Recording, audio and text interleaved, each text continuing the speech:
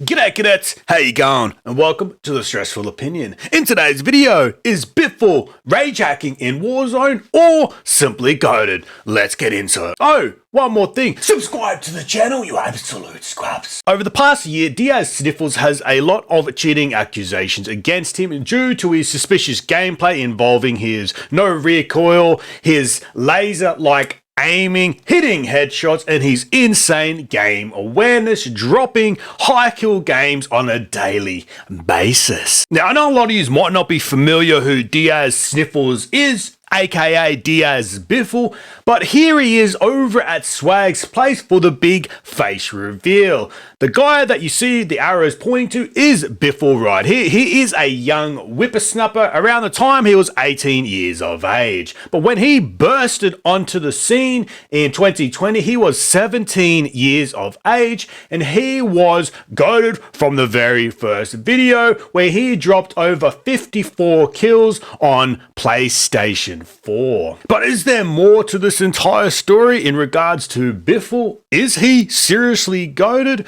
Well, let's take a look at some of the gameplay from his 54 kill solo world record on PS4 way back in May 2020.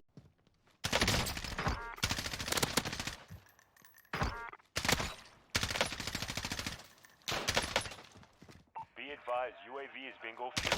RTB for resupply.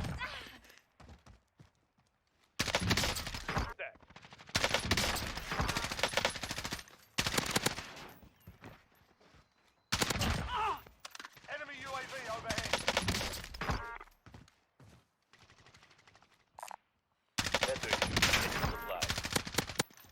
As I stated earlier, he was playing on PS4, and with PS4, you can turn crossplay off. And when crossplay is off, you're usually going to improve dramatically. You're usually going to do 2 to 3 to 4 times better than you would playing against PC players. Okay, that's old news. We already know that. When you have crossplay off and you play against console only, you do a hell of a lot better. The game is easier. You're on an even playing field in regards to field of view and FPS. Not to mention, you're not going to run into wallers and those using aimbot. Now, I'm not going to take anything away from Biffle in regards to the 54 kills he got in this gameplay. It is still very impressive, but that's not what we are here to talk about. In that gameplay, what stood out more was his visible no recoil with that gun and the stickiness of his aim assist. It seemed like there was a little bit of an enhancement.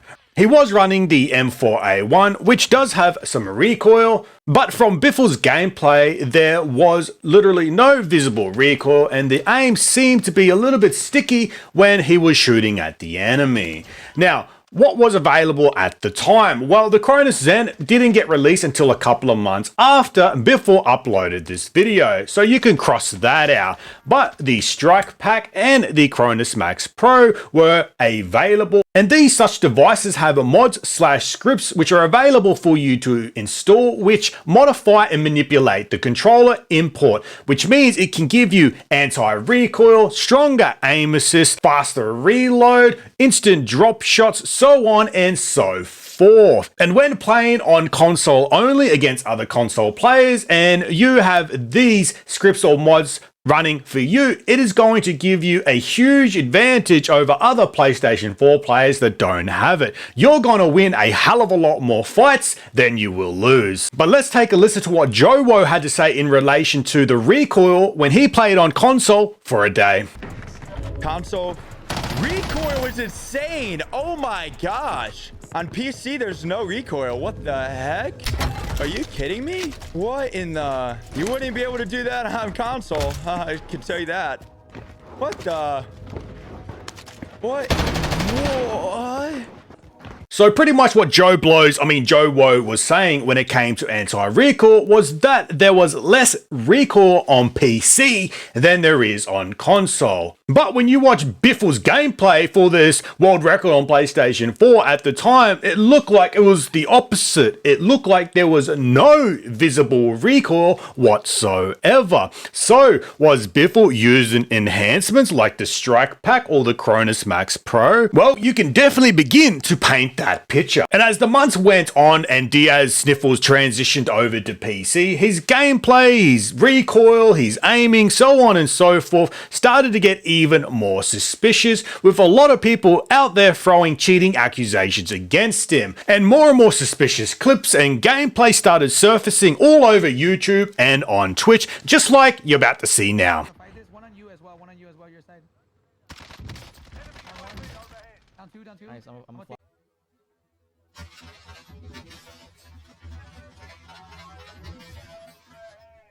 maybe. He's gonna probably res.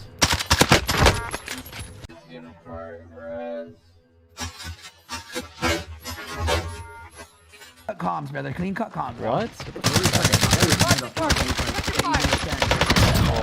Mark the gear.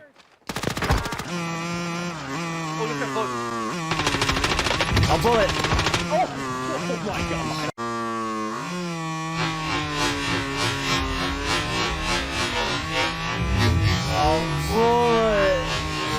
So at the beginning of the year, these were some of his most suspicious clips. We'd had everybody talking and everybody calling him out for being a cheater. So it led to him meeting up with Swag and doing their whole face reveal in regards to Diaz Biffle. And we in fact had Diaz then play on Swag's setup. So let's run the clip. Yeah, I don't know where anyone's at. It's fucking annoying. By Jay. Dude, you don't have your walls? I don't know why you don't have it installed. What? Whoa! Yeah,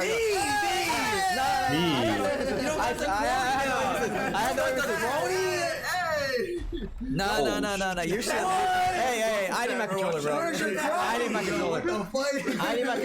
need my controller. Chat, you don't got his crony now. Come on, man. Yeah, no, I hate when he's frozen Biff.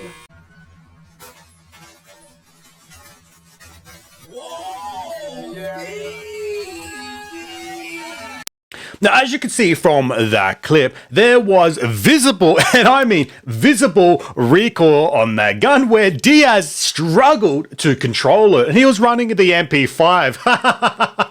He looked like an absolute bot. Alright, he looked like a normal player who was trying to control the recoil, but couldn't. Obviously, his excuse was, oh, I need my controller, oh, I need my setup, so on and so forth. But listen, that is absolutely ridiculous. That is the biggest, most pile of rubbish I've ever heard in my entire life. If you are an elite gamer, an elite player in the FPF industry and a pro player, you will dominate no matter which setup you go to. For example, pro players in the gaming industry play at home, have scrims, but then have to go to LAN tournaments and play on different equipment, different setups, and they absolutely fry. So if any fanboys or anybody out there says, oh man, he just needs his setup, blah, blah, blah, blah, that is the biggest pile of BS I've heard in my entire life, and you, sir, need to get the hell out of here. Wake up, you absolute scrubs. Now, in that entire clip, he did have a couple of above average gameplay, but that's all it was, above average. He looked like a normal player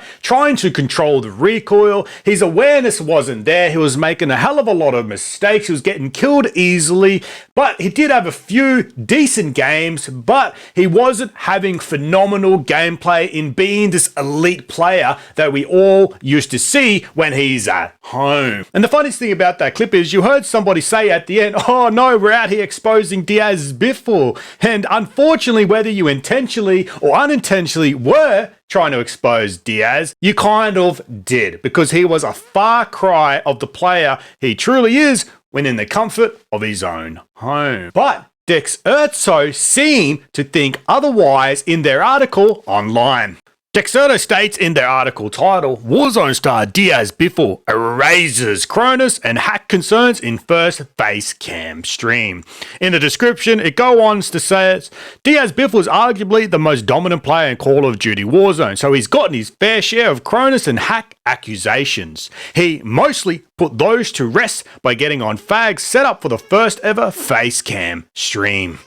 Now, after reading that article, that person has to literally be absolutely blind out of his mind or just a big time brown nosing scrub. So which one is it? It's probably both at the end of the day. Diaz Sniffles went from being an elite player, a self-proclaimed Warzone professional, to being an average player at Swag's place. And if you couldn't see that or notice that, then seriously, you've literally been dropped on your head. Your head is buried in the ground and you're the big time brown nosing scrub. And anybody with eyes and half a brain could easily tell the difference in Diaz's gameplay on Swag's setup and when he's at home. So no, Dexerto, he did not erase any concerns whatsoever in relation to using a Cronus or any cheat software whatsoever.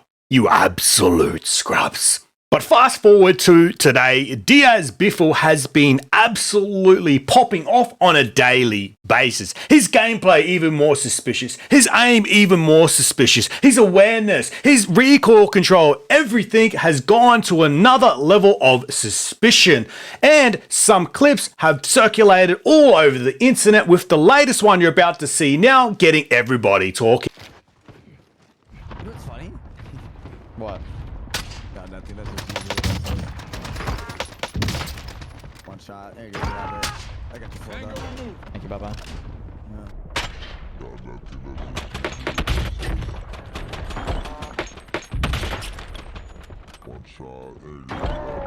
And here's another one from just a few days ago, which I'm sure is also going to circulate. Gas is inbound. What are your thoughts on it, Dev? nice and like light tan, then you know where his skin lies, it's nice and brown, you know, it's Now, these are just only a pebble in the sand in regards to the suspicious clips that are now circulating out there in regards to Diaz Biffle. He has ramped it up. His aiming has gone to an insane level. His recoil control, it's absolutely nuts. He's beaming everybody, hitting headshots. There's literally no recoil on any weapon he uses whatsoever. And his game awareness and knowing where everybody is has gone through the roof. It is absolutely crazy. And Diaz himself has actually been leveraging all of this heat and cheating accusations by actually putting it in his video clips like you see here. Aimbotting on a new account because I got banned. Best Cronus and Warzone settings. I'm a cheater. The best cheater in Warzone. Now here's the real deal seal. Any type of high-level professional player or elite player in the first-person shooter industry would not be putting out videos with these titles. It's not the right look for you as a player. Because when you have all of this suspicious gameplays and clips and all of these cheating accusations against you, anything you say can and will be used against you on the internet. So putting in titles such as though, in my opinion, is a moronic move by Diaz Biffle. Somebody does need to take him aside and tell him to wake up, the absolute scrub. Now, with that being said, there is another clip that has surfaced online, and it's from none other than BadBoyBeam. And I know, a lot of you little freaking little scrubbies out there, you know, get their knickers in or not, don't like this guy. All right, but come on, take a teaspoon of cement and harden the fudge up, you absolute scrubs. So, let's run the clip. Be advised, UAV is bingo fuel. RTB for resupply. And that was it then. How was he able to predict that C shape at the end there? Do you think there was anything in that? I believe so. We're going to bring it back and slow it down. And we did mention as well, guys, that he did miss a couple of shots prior to that. But the way in which his aim tracked that enemy in a C shape was just so unnatural. It really did catch my eye. So we are going to put it into 0.25 speed, guys, and play it from this point. As you can see, the enemy is coming in from the sky, okay? This is the haunting event, so there are people flying all over the place. So let's watch how it goes down now in slow motion.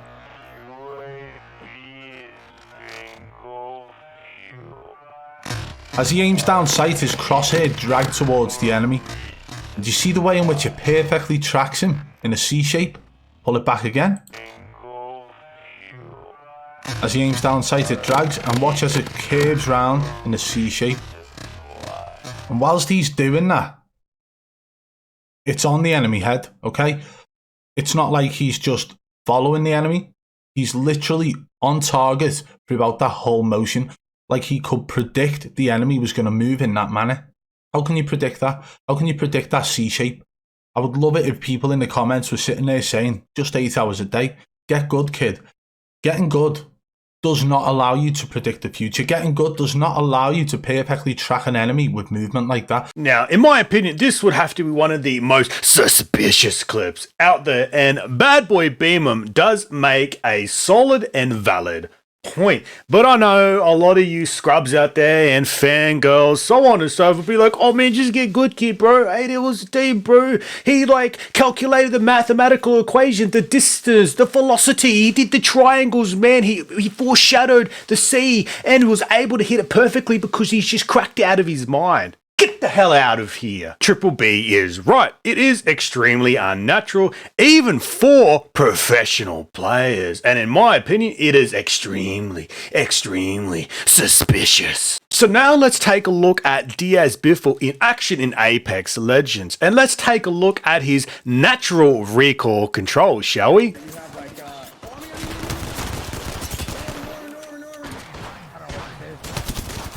Nice. There's another one. I actually pulled out my pistol. Where actually? He ran.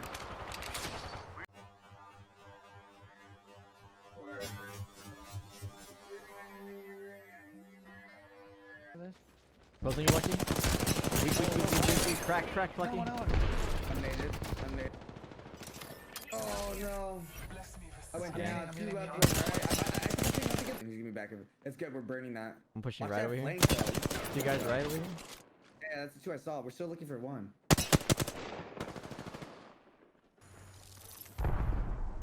Just scan me.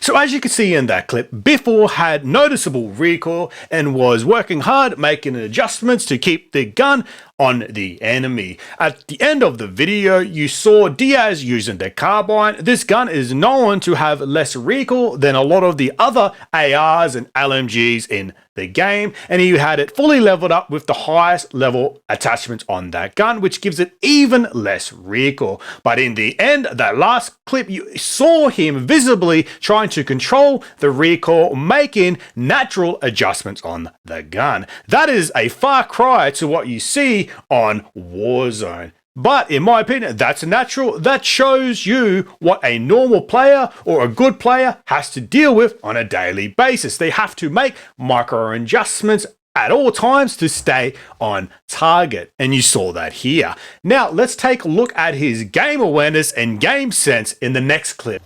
We gotta work one together, bro. I gotta heal to my left. Close on me. Look at me. I'm dead. Alright, got me. Hold up. Another one. Oh no. You know what it is? It's the map, boys. This isn't our strong point. Oh, they're flying after me. I know. I'm trying to juke, dude.